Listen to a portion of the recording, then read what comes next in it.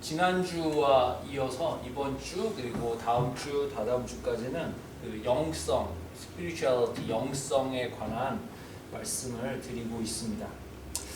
우리는 지난주에는 몸이 가지고 있는 허약함과 한계성 안에 하나님의 활동으로서의 몸을 움직여 공동체 일가 친척을 이루고 하나됨을 경험하도록 부름받았다라는 이야기를 드렸습니다. 그래서 우리 모두는 그렇게 하나님의 이름을 짊어지고 책임을 부여받은 존재로 살아가고 있습니다. 그래서 영성은 다른 의미로 인간됨입니다. 사람이 사람다운 것.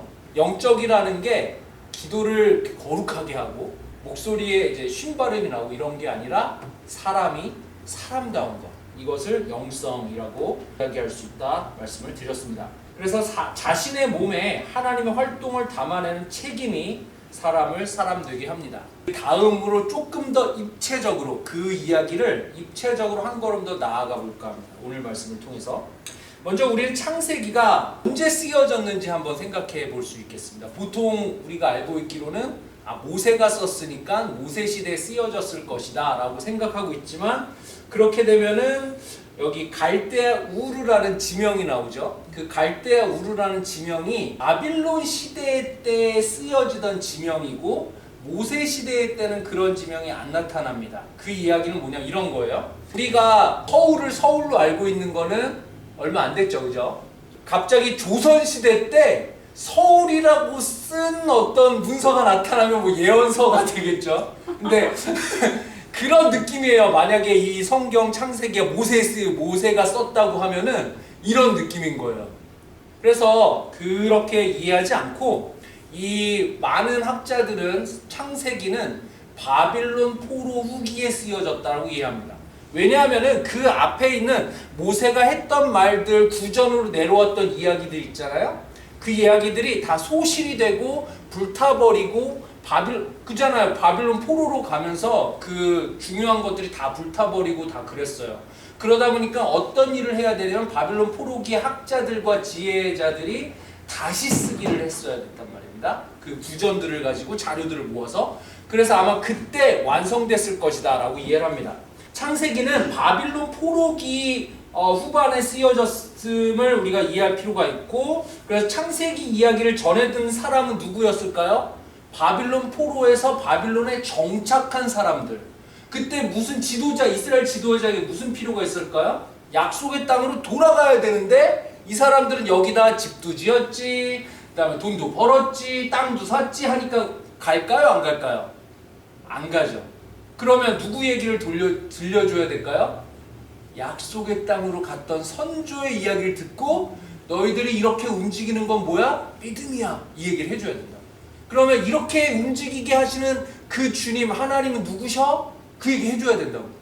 그래서 창세기가 쓰여졌다라고 보는 것이 일반적입니다. 근데 처음 들어보시죠? 예, 그렇습니다. 예.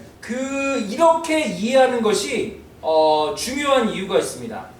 왜냐하면 여기에 바빌론에 정착한 사람들은 뭐가 익숙할까요? 하나님이 익숙할까요? 바빌론 신화가 익숙할까요? 바빌론 신화가 익숙하죠. 왜냐하면 그걸 바탕으로 해서 그 당시는 신화의 세계였기 때문에 그것을 바탕으로 해서 생각도 하고 사고도 하고 학교에서 공부도 했겠죠.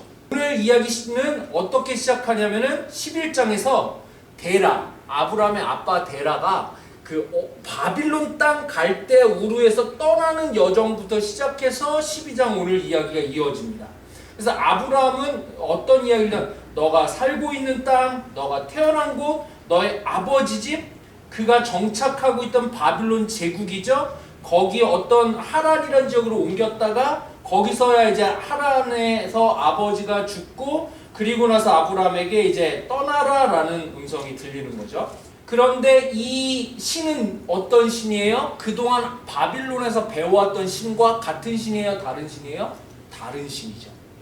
이 다른 신인데 알려진 신입니까? 안 알려진 신입니까? 아브라함의 입장에서 안 알려진 신입니다. 그러니까 아브라함은 새로운 신앙운동에 부름을 받고 있습니다. 바빌론 제국과 제국의 신을 떠나서 알려지지 않은 신을 찾아가라는 초대를 받고 있습니다. 그래서 이와 같이 우리 성서 전체에서 하나님께서 초대하시는 것이요, 하나님을 알아서 초대하는 것이 아니라 그 알아가는 여정으로 초대하는 것이죠. 알려지지 않은 하나님을 알아가는 여정으로 초대하고 있습니다. 그 하나님은 어떤 하나님이냐면은 제국으로부터 등지고 미지의 세상. 혹시 우리 딸들 기억할지 모르겠는데 주제가 뭐지? Into the unknown. Into the unknown. 네, 다른 분들은 전혀 안 보셨군요. 안 보셨군요. 네. 원만 봤어요. 아, 원만 보셨어요. 투도 재밌습니다. 거기 주제가 Into the unknown이에요. Into the unknown. 네. 그 우리 주님께서 어디로 초대하십니까? Into the unknown. 네. 네. 그런데 이게 무엇을 떠나서 어디로 가느냐가 중요합니다. 어디를 떠나요? 제국 바빌론을 떠나는 거예요. 제국의 신을 떠나 유목민의 신으로, 제국의 신을 떠나 알지 못하는 신으로 넘어가는 거예요. 여러분, 우리 하나님은요, 중앙에서 밀려난 주변인들에게 일어나는 신앙운동으로 초대하고 계십니다. 아브라함은 왜 떠났을까요? 자녀가 없었어요. 앞에 보면 자녀가 없었어요. 같이 떠난 롯은 누구예요? 아빠가 없었어요. 거기서 잘 정착하는 사람들은 떠나기 힘들어요. 근데 아브라함과 롯은 거기 정착할 마음이 한번 뭔가 도전을 해볼 수밖에 없는 상황이었어요. 왜냐하면 거기서 자녀가 없는 저주받은 가족이었고, 아빠가 없는 보호자가 없는 사람이었고, 그러니까 떠나도 뭐예요? 뭐 믿져야 이득이다 이러고 움직이는 거죠. 우리 신앙을 어떻게 시작했어요? 다양한 이유로 시작했습니다. 다양한 이유로 시작했어요. 여기서 하나님을 알고 믿으려고 시작한 사람 있어요? 잘 없어요. 친구 따라가고 아빠 따라가고 어쩌다 가고 인형극 보러 가고. 저는 인형극 보러 교회 처음 갔어요. 교회 그 학교 끝나고 나왔는데 저기 뭐야 그 교회 주일학교 선생님들 인형극 한다고 막 오라고. 한번 가볼까? 그러고 갔어요. 그러고 처음 교회 가서 한 일이 거기 있는 형하고 싸우는 일이었어요. 이러고 교회 처음 발걸음. 그리고 아빠가 목사가 태어났더니 가끔 가다가 죽을 뻔하고 살아나서 이렇게 하는 분들도 계시지만 다양합니다. 모두가 다 이렇게 믿어서 이렇게 가는 게 아니에요. 하지만 우리 모두는요, 중앙에서부터 멀어진 주변에 있을 때 어떤 부름을 받습니다. 그리고 나서 하나님이 약속해 주신 것은 내가 보여준 땅으로 가면 큰 민족과 명성을 약속하고 움직이게 되죠. 매력적인 것이었죠, 아브라함에게는. 그러면서 아브라함에게 최종적인 것은 뭐라고 말씀하십니까? 너는 복 그 자체가 될 것이다 라고 선언하십니다. 이 복은 존재적인 복이고 하나님의 의지가 그 사람을, 아브라함을 복이 되게 할 것입니다. 우리가 성서를 읽을 때 하나님이 명령하시는 것이 있습니다. 뭐뭐 해라, 뭐뭐 해라, 뭐뭐 해라 이렇게 할 것이 있습니다. 그거를 여러분이 어떻게 이해하시면 좋은가 하면은, 너는 뭐뭐 해라 라는 것을 율법으로 이해하시면은 성서를 읽기가 어려워지십니다. 그렇게 이해할 것이 아니라 기본적으로 십계명 같이 뭐 해라 라고 하는 것은 나는 너를 이렇게 하도록 만들 것이야, 이렇게 이해하시면 됩니다. 하나님의 열심이 들어가 있는 것이에요. 거기에는 하나님이 우리를 향한 마음이 들어가 있는 것입니다. 마찬가지로 너는 복의 근원이 될 것이다 라는 선포는 뭐예요? 나는 너를 복의 근원이 되도록 할 것이다, 이런 얘기예요. 그런데 이게 언제 일어나요? 제국의 중심부에서 제국의 신을 떠날 때 일어난다. 자, 아직 아브라함은 모릅니다. 그는 제국에서 주변인이었기 때문에 이 여정을 시작했을지도 모릅니다. 자녀가 없는 그에게 자녀를 넘어 무수히 많은 자손이라고 하는 것이 매력적인 약속이었을 수 있습니다. 그렇지만 어쨌든 떠났습니다. 그러니까 떠밀려 움직인 것이죠. 우리도 각자의 이유로 신앙을 시작하지요. 그리고 우리는 신앙의 여정이라고 하는 것은 그러므로 하나님의 의지가 우리를 밀어가는 것이라고 말할 수 있을 것입니다. 그 길에서 하나님을 알아가는 것입니다. 하나님의 약속을 알아가게 됩니다. 그렇게 되면 그 약속의 의미를 알아가게 되죠. 우리는 큰 민족이라고 하고 명성이라고 하면은 정주영, 현대 가문 이런 걸 이루고, 또 명성이라고 하면은 굉장히 큰 이런 걸 많이 생각을 합니다. 하지만 그 이후의 성서의 진행 상황을 보면은 큰 이 민족의 씨앗이 누구를 통해 전달되죠? 자녀 중에서 막내. 가인과 아벨 중에 누구? 아벨. 그 다음에 여기서 아브라함부터 봐도 아브라함에서 이제 이스마엘과 이삭 중에 누구? 이삭. 이삭 아들에서 에서와 야곱 중에 누구? 야곱. 야곱의 아들들 많은데 그 중에서 그 시점에서 제일 막내였던 요셉한테 사랑이 많이 가죠. 그리고 나서 베냐민이 이제 그 핵심적으로 가고, 그 다음에 거기서 특별하게 이제 유다에게 또 연결되는데, 어쨌든 스토리상으로는 요셉으로 넘어가죠. 그리고 그 요셉의 그 두 아들 중에서도 첫째, 둘째 에브라임, 므낫세인데 누가 첫째예요 원래는? 므낫세가 첫째죠. 므낫세 에브라임인데 이렇게 하죠. 그래서 누구한테 넘어가요? 동생 에브라임. 왜 그랬을까요? 이 얘기 하고 싶어서. 그 다음에 예수님은 왜 굳이 첫째, 둘째 비유를 들어서 첫째들의 마음을 아프게 하셨을까요? 이 스토리가 연결이 됩니다. 네. 그래서 누구에게 넘어가요? 이 씨앗은 연약한 사람, 말제에게 넘어갑니다. 말제. 네. 네, 말제에게 넘어가는 이야기예요. 그래서 가장 큰 민족이라고 하는 것의 씨앗은 가장 연약한 이들을 통해서 계승되는 하나님 활동의 방식이며 소망입니다. 그리고 명성은 이 소망의 씨앗이 세상 가장 깊숙한 곳, 낮은 곳으로, 사람들이 닿지 않는 곳으로 가는 소망이에요. 그러니까 명성이 세상 다 안다는 것이 뭐냐면은 사람이 안 가는 곳으로 이야기가 들어가야 다 가는 거죠. 그러면 이 명성은 어떤 명성이에요? 낮은 곳으로 내려가는 소망이 있는 거예요. 이 명성은 유명해지는 게 아닌 거죠. 실제로 아브라함의 복은 그런 복입니다.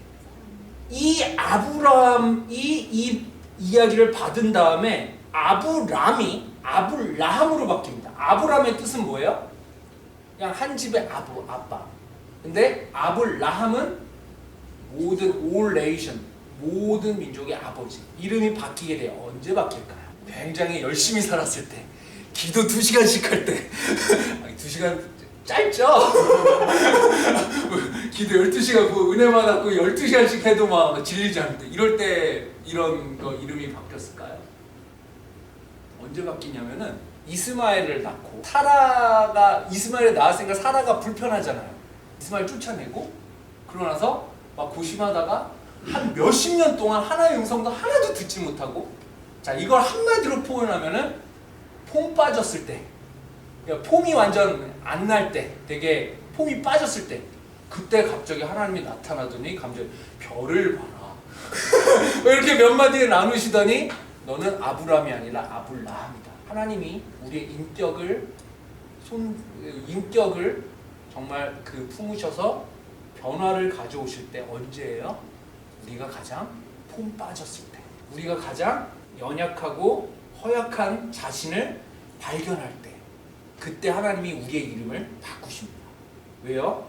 그때에 우리가 낮은 곳으로 움직일 수 있는 준비가 될 수 있기 때문이죠. 우리의 마음은 허약하고 한정된 시간을 가진다는 것을 우리가 인식하기 시작할 때에 내 옆에 누군가가 내 삶으로 들어올 수 있는 공간을 열어놓을 수가 있게 되는 것입니다. 오늘 말씀을 정리하겠습니다. 세상은 하나의 힘으로 통치하기 위해 강한 신을 사람들에게 보여왔어요. 사실 기독교는 4세기 이후로 그것에 이용됐어요. 4세기 이후로 그래서 그거를 학자들은 크리스텐덤이라고 합니다. 식민 지배를 위한 이용을 위해서 하나의 강력한 신을 세워놓는 거죠. 그리고 황제가 있었고, 물론 그 이후의 시대 황제는 없었지만 그 기독교를 가진 나라가 있었죠. 그 영국, 미국 이렇게 넘어오면서 그 나라가 세계를 이렇게 했죠. 자, 그러면서 one true God 막 이렇게 얘기합니다. 그 제국의 신이 우리 성서가 말하는 하나님이 아니라, 우리 하나님은 움직이시는 하나님이십니다. 저와 여러분과 더불어서 움직이셔서 우리를 이 세상 한복판에 우리가 각자가 있어야 될 자리에 복으로, 복덩이네, 그 복으로 부르시는 하나님이에요. 우리는 하나님이 One True God이라고 들어왔지만 그 하나님은 말할 필요 없어요. 여러분, 프리즘이 있습니다. 프리즘으로 들어오는 빛은 눈에 보이지 않는 하나의 빛입니다. 그러나 그것이 우리에게 가시적으로 들어올 때에는 다양한, 정말 다양한, 하나도 같은 것이 없는 빛으로 우리에게 들어옵니다. 우리의 신앙의 고백은, 우리가 세상을 향한 하나님에 대한 선포는 하나의 빛이다라고 얘기하는 게 아니에요. 여러분이 무지개의 어떤 한 부분이면 되는 겁니다. 여러분이 하나의 빛이라고, 원트루갓이라고 세상에 이야기하는 것이 우리의 증거가 아니라, 여러분이 다양하게 세상에 가장 깊숙한 곳, 아무도 가지 않은 곳, 그 자리에 나만이 갈 수 있는 거기서 복이 되면 하나님은 살아계신 거예요. 아멘. 우리의 영성은 우리의 다양함에서 드러나요. 저와 여러분 다른 곳에서 복이 되어야 돼요. 함께 기도하겠습니다. 사랑하는 주님, 감사합니다. 우리 주님께서 우리를 부르신 그 부름에 따라 우리의 연약함과 한계를 깨닫고, 우리가 책임을 지기에 연약한 존재이지만 이 짐을 짊어지기에 몸을 움직일 때 주님 또한 우리에게 공동체와 가족을 주십니다. 우리가 어깨동무하고 이 세상 한복판 가운데 우리가 있어야 될 고유의 자리를 찾아갈 수 있는 저희들 될 수 있도록 도와주시고, 주님께서 부르시는 그 부름에 한 걸음씩 옮길 때에 주님을 좀 더 알아가고 그 마음을 이해해 갈 수 있도록 도와주세요. 아멘. 감사드리며 예수님의 이름으로 기도드립니다.